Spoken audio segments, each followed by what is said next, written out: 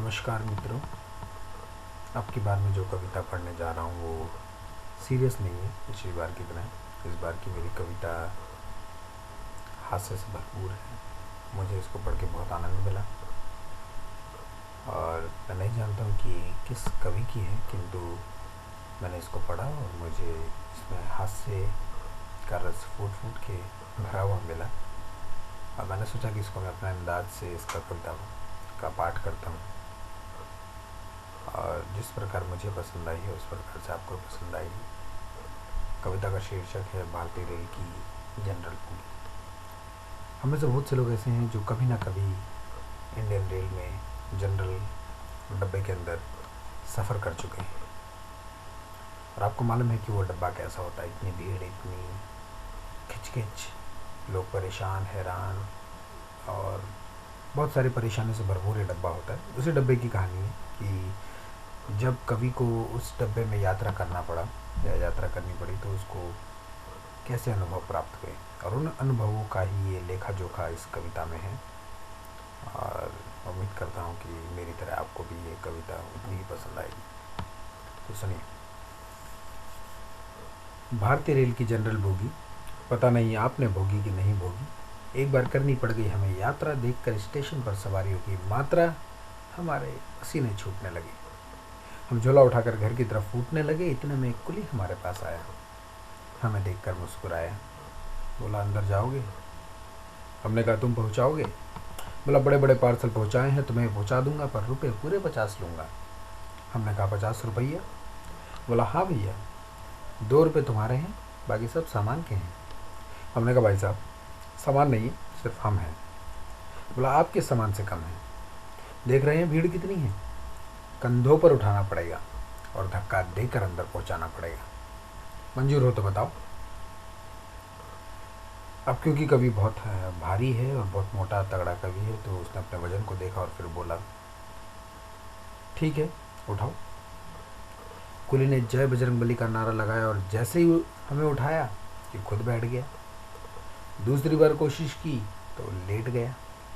हाथ जोड़कर बोला बाबूजी हम आपको क्या खाकर उठाएंगे, आपको उठाते उठाते खुद दुनिया से उठ जाएंगे। अब तो भगवान ही आपको उठा सकता है। इतने में गाड़ी ने सीटी दे दी। हम झोला उठाकर धाए, बड़ी मुश्किल से अंदर पहुंच पाए। अब यहाँ से कविता असली तरीके से शुरू होती है। हम झोला उठाकर धाए, बड़ी मुश्किल से अंदर पहुंच पाए। अंदर का दृश्य बड़ा ही घमासान था। पूरा डिब्बा अपने आप में हिंदुस्तान था। लोग लेटे थे, बैठे थे और खड़े थे और जिनको कहीं सीट नहीं मिली वो बर्थ के नीचे पड़े थे। अब क्योंकि कवि को सीट तो मिल गई, वो थोड़ा सा सीट मतलब अंदर जगह थोड़ी मिल गई, वो अंदर किसी तरह पहुंच गया। हमने अपने समीप खड़े गंजे यात्री से कहा भाई साहब थोड़ी सी जगह हमारे लिए भी तो बनाइए। अब क्योंकि पहले लोग इतना परेशान होते हैं तो वो और परेशान हो गए। गंजा परेशान होकर बोला आइए हमारी खोपड़ी पर बैठ जाइए, आप ही के लिए साफ किए, 2 रुपये देना और फिसल जाओ तो हमें मत कहना। हमने सोचा मामला बहुत ही गर्म है, हम चुपचाप खड़े हो गए, कुछ बोला नहीं। इतने में एक बोरा खिड़की के रास्ते अंदर चढ़ा और आते ही गंजे की खोपड़ी पर गिर पड़ा। गंजा चिल्ला बे कौन है, किसका बोरा है? इतने में बोरे में से एक लड़का निकल कर खड़ा हो गया और बोला बोरा नहीं है, बोरे के अंदर 12 साल का छोरा है। अंदर आने का यही तरीका है, हमने अपने माँ बाप से सीखा है। और ज़रा ठहर जाइए, और ज़रा ठहर जाइए, आप तो इतने में घबरा रहे हैं, अभी गद्दे में लिपट कर हमारे पिताजी अंदर आ रहे हैं। हमने कहा ये धन्य हो भारतीय रेल, जो ऐसे ऐसे कारनामे देखने को मिलते हैं। हम थोड़ा आगे निकल गए। एक सज्जन बैठे थे सपरिवार। हमने पूछा कहाँ जा रहे हैं सरकार? अब बेचारे वैसे ही परेशान, ऊपर से ऐसा क्वेश्चन और परेशान हो गए। एक सज्जन बैठे थे सपरिवार। हमने पूछा कहाँ जा रहे हैं सरकार? वे झल्ला कर बोले जहन्नुम में। हमने कहा विद फैमिली? बोले साले मजाक करने के लिए ये जगह मिली? हमने कहा ये भी बहुत परेशान है, थोड़ा खिसक लिया जाए तो अच्छा है। हमने दूसरी तरफ देखा। एक सज्जन जिनको सीट मिल गई थी, बड़े सौभाग्यशाली थे वो वो बैठे हुए थे आंखें बंद करके, परेशान से आंखें बंद करके बस सोच रहे थे, पता नहीं है। एक सज्जन बैठे थे आंखें मूंदे, उनके सर पर आकर गिरी पानी की गरम गरम बूंदे। उन्होंने सर उठाकर चिल्लाया, अबे कौन है कौन है, कमबख्त पानी गिराकर मौन है। ऊपर की बर्थ से आवाज़ आई, क्षमा करना भाई पानी नहीं है।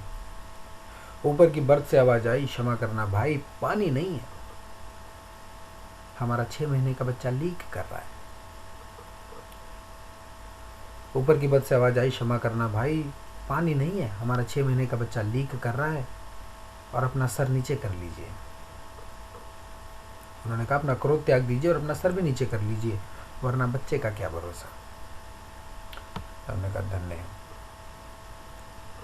इतने में गाड़ी में हुआ जोर का हल्ला, कोई चिल्लाया क्या हुआ क्या हुआ, दूसरा चिल्लाया मेरा बटुआ मेरा बटुआ। किसी ने पूछा क्या हुआ तुम्हारे बटुए को, वो बोला भाई साहब किसने भीड़ में से मार दिया, टिकट भी उसी में था। बोला देखो कहानियाँ मत बनाओ। वो बोला कहानियाँ मत बनाओ, टिकट ना लिया हो तो हाथ मिलाओ, हमने भी नहीं लिया है, और आप इस कदर चिल्लाएंगे तो आपके साथ हम भी अभी पकड़ लिए जाएंगे। इतने में गाड़ी में फिर हुआ हल्ला। गाड़ी में एक्चुअली थोड़ा सा उजाला हो गया, थोड़ी रोशनी आ गई। इतने में गाड़ी में और थोड़ा सा उजाला, और किसी ने जुमला उछाला, अबे ये बीड़ी किसने जलाई है। दूसरा बोला स्वागत करो, डिब्बे में पहली बार तो बिजली आई है। बोला पर पंखे कहाँ हैं। बोला पंखों पर आपको क्या आपत्ति है, जानते नहीं रेल हमारी राष्ट्रीय संपत्ति है। कोई बड़ा राष्ट्रीय चोर हमें हिस्सा दे गया है और संपत्ति में से अपना हिस्सा ले गया है। आपको भी लेना हो तो ले जाओ, आपको भी लेना हो तो ले जाओ, पर जेब में जो 10-12 बल्ब रख लें एक आध हमें भी तो दे जाओ। वो बोला भाई साहब मैं झूठ नहीं बोलता हूँ, मेरी जेब में कोई बल्ब नहीं है, और मैं टीचर हूँ, मैं अध्यापक हूँ, और मेरा विषय भूगोल है। इतने में एक विद्यार्थी बोला बेटा इसलिए तो तेरा बटुआ गोल है। हमने कहा इससे ज़्यादा क्या दुर्गति होगी भारतीय रेल की।